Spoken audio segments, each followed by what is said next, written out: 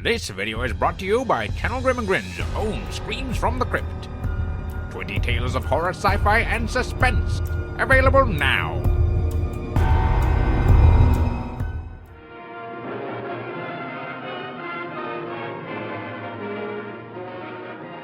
Dark Eyes of London is a 1939 British horror film starring Bela Lugosi. Or at least that's what Wikipedia claims. It in actuality has pretty much zero horror elements. It does have a kind of monster, but not really. And Bella seems to have psychic powers, but only uses them like twice. By the way, I have finished this. You may return it.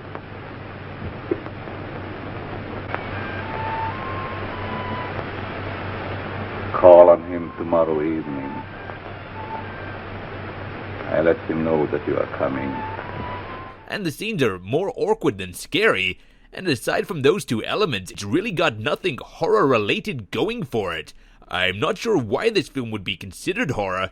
It definitely is. Wikipedia is not to be doubted, and my copy of the film is actually on a horror anthology disc. And on top of that, not only is it considered horror, but apparently it was the first British film to get the rating. So maybe that's just it. Maybe they had absolutely nothing to compare it to. I mean, heck, if they thought this was horror, imagine what they would do if they saw White Zombie or Dracula. They'd probably soil themselves. And so even if by 1930 standards the movie is so extremely tame I would be hesitant to call it horror, then what genre is it?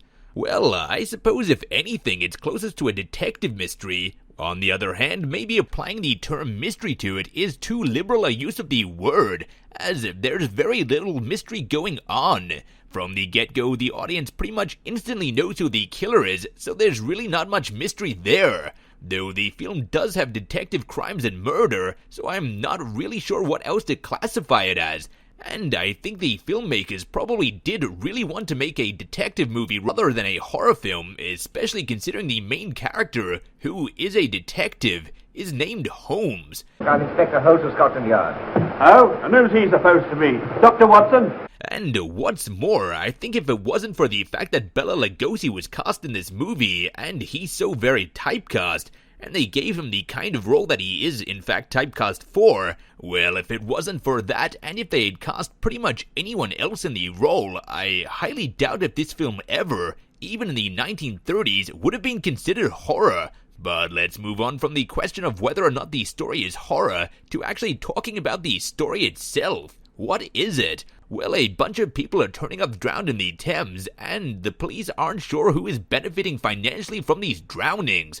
Which is really, really strange. I mean, as far as the plot goes, with retrospect, it kind of makes sense, but it's just weird that we, as a viewer, are immediately thrown into the police asking about life insurance rather than motivation. But whatever, it seems that there is a serial killer on the loose who seemingly is benefiting from the life insurance policies of those he kills. So they, as in the detectives, start to look into the life insurance companies that are near where the bodies were found and find that all of the bodies were insured by the same one man, namely Bela Lugosi's character. At this point, it should not take a detective long to figure out that this is suspicious, but it does. I guess Holmes isn't as quick as his namesake. Anyway, the life insurances are all, through some convoluted manner, eventually funneled into a home for the blind. The home is run by a blind man named Dearborn, who, as it turns out, spoiler, is secretly Bela Lugosi also. I didn't really see this twist coming, mainly because it makes no sense. I mean, if Bela is secretly the one collecting the life insurance policies that he himself covers, then isn't he literally just paying out the insurance policies to himself? I mean, yeah, granted, I think he's also seizing their estates and whatnot, but the only person we see Bela convincing to make him his sole beneficiary is broke, and Bella's giving them a loan. So once again, it seems that the master plan here is to loan people money, make them make him their sole beneficiary, and then give them a life insurance policy, and then kill them, so he can collect the money he loaned to them, and also pay out their life insurance to himself. Not a great plan.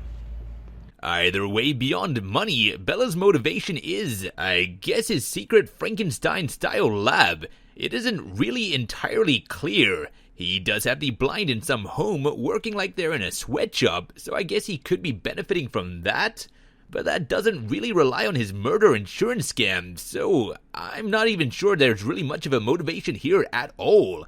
Which I guess explains why the detectives at the start weren't looking for motivation. They must have read the script. Also, pretty much the only fantastical horror element of this entire movie is that Bella has some kind of weird psychic power with his eyes which he uses to convince people to do what he's already gotten them to agree to do.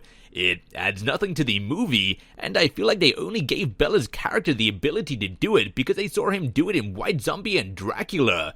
It is also kind of strange that Bella seems to use his eyes for this mind control ability, and yet the henchmen that he surrounds himself with are all entirely blind. Like, of all the henchmen he could have gotten himself, he literally surrounded himself with the one group of people that would be immune to his only power. Speaking of not making sense, the way they realized that a drowned victim did not die where he was found is by learning that the water in his lungs was tap water, not muddy river water. And yet, at the end, Bella is killed by getting dumped out of his window into the muddy water, which consumes him entirely and almost instantly. So, if it's that easy to drown someone in the river, what is the point of drowning them at home first? He could have just thrown all of the victims out of the window and saved himself a trip. Or better yet still, with Bella apparently having mind control abilities, he could have just made all of his victims go for a midnight swim with no intention of returning. Aside from that, the rest of the end of the movie is all pretty cookie cutter. The girl gets captured, the handsome detective comes to the rescue, the bad guy is killed, and the leading female falls desperately in love despite having only shared a few minutes of screen time. Oh, movie magic. The film does get a few plus points for its occasionally enjoyable banter, and for its use of Bella, who is actually less wasted in this film than he often is. They gave him a pretty okay range here at least. There are also some wonderfully goofy scenes, for instance this fast-speed car scene, which is somewhat undermined by the slow-moving bicycle. And so, overall, Dark Eyes of London is not good. It's definitely not Bella's worst movie, but it's barely worth seeing. The only bright side is that none of the bad things in this film are due to Bella's acting, so if you are a huge Bella fan, this film might be worth checking out, but only just barely. On this show's new gimmicky scale, I give it 2 carriages out of 5, and the special awards of 1 fast-moving bicycle, the coveted Worse Than Plan 9 award, and for the guy paying out insurance policies benefiting from them by being the one who collects them, and for the guy with magic mind-controlling eyes surrounding himself with blind people, the film also gets awarded 2 dreaded plot hole pins.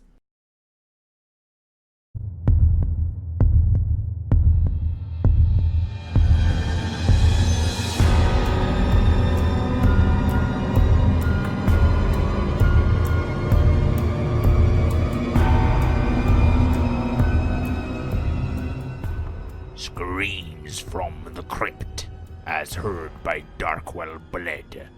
20 tales of horror, sci-fi, and suspense. Available now.